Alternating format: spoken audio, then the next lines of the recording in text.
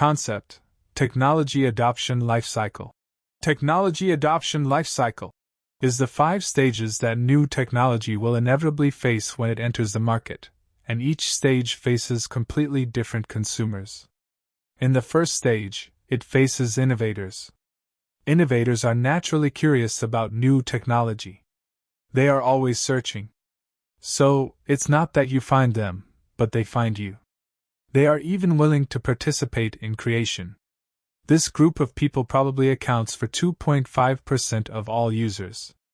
In the second stage, it faces early adopters.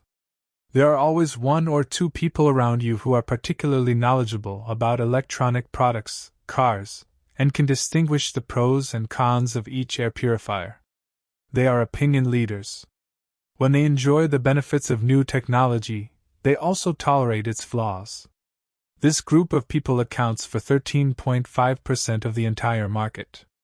Don't be complacent about getting their approval because they don't really represent the public. Only in the third stage will it face the real public, which Moore calls early majority. They only care about needs and don't care about technology at all. Therefore, compared to existing products, your technology must have obvious advantages and be repeatedly verified as stable and reliable before they will buy it. This group of people accounts for 34% of the entire market. There is a chasm between early adopters and early majority. The real reason for the phenomenon of flash-in-the-pan products is that they failed to leap forward and turn the interesting technology that opinion leaders like into useful products that the general public likes. In the fourth stage, it faces the late majority. They are more conservative and more sensitive to risks. Many of their friends have been doing laser myopia surgery for 3 to 5 years, but they still say, "Let's wait and see in 20 years." This group of people also accounts for 34% of the entire market. In the fifth stage, it faces laggards. They are hostile to all new technology. You try to persuade them to use mobile payments, but you find that they still only use cash and don't even have a bank card that can be bound to mobile payments. This group of people accounts for 16% of the entire market.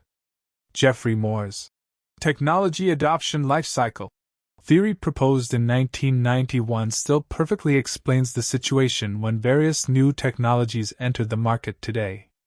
Case study: do you remember those once popular tech products? For example, the cool projection keyboard that projects laser onto the desktop? Or the FaceQ app that went viral overnight on WeChat, only to disappear just as quickly, as if nothing had ever happened? Many phenomenal products disappear at their most beautiful moment, like a flash in the pan. Why is this happening? After the summer boom, shouldn't there be a harvest in the fall? What is the reason for their rapid success and instant failure? Geoffrey Moore said that it is because these brave entrepreneurs, while running wild on the road of technological innovation, fell into the death well of the technology adoption life cycle. Application: how to apply this theory. First, you need to be able to distinguish which stage the user is in. How to distinguish? Ask a simple question: would you buy an electric car? If he says, "I bought it a long time ago. I have a charging station at home and at work," then he is most likely an innovator or an early adopter. If he says, "I'll buy it when it's easy to charge on the road," he is an early majority. If he says, "I'll buy it when gasoline cars are phased out and refueling is inconvenient," he is a late majority. If he says, "I won't buy this kind of polluting thing," there's no need to ask, he is a laggard. Second, how can I cross the death well and turn interesting technology into useful products? Moore said that you can try the Normandy landing method. First, find a blank niche market, just like the Normandy beach, and prepare to land. In the famous American TV series, Silicon Valley, entrepreneurs have a super cool file compression technology that can be used for music sharing or enterprise storage. This technology became popular throughout Silicon Valley, but still failed until they found their own Normandy beach and used this technology for live video streaming, successfully landing on the battlefield of early majority. Then, you need to build a comprehensive product and fight as a group. The early majority has no interest in technology and hates crashes and restarts.